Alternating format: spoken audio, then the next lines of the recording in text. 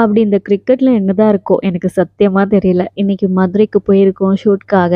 என்னைக்கு நம்ம சீக்கிரமா ஷூட்க்கு கிளம்பி உட்காந்துருக்கோமோ, அன்னைக்கு தான் ஷூட் டிலே ஆகும். ஸோ அதே மாரி தான் அன்னைக்கும் நடந்துச்சு.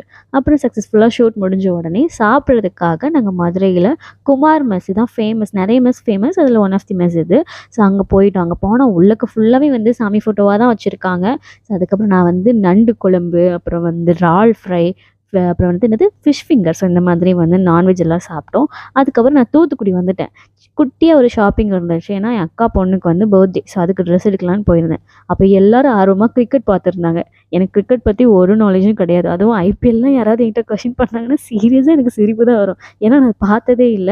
ஸோ அதுக்கப்புறம் காஸ்டியூம்ஸ் அவளுக்கு வாங்கிட்டு போயிட்டு அவள்ட்ட டேரக்ட்டா குடுத்தாச்சு. அவ செம்ம ஹாப்பி இந்த காஸ்டியூம் பார்த்தோன்னே. ஸோ அதுக்கப்புறம் அவளோட ரியாக்ஷன்ஸ் எல்லாமே நான் கேப்சர் பண்ணிட்டு வீட்டுக்கு போயிட்டு நைட் எங்க அம்மா தோசை பண்ணியிருந்தாங்களா, ஸோ அத சாப்பிட்டுட்டு ஃபோன் நோண்டிட்டு அப்படியே தூங்கிட்டேன்.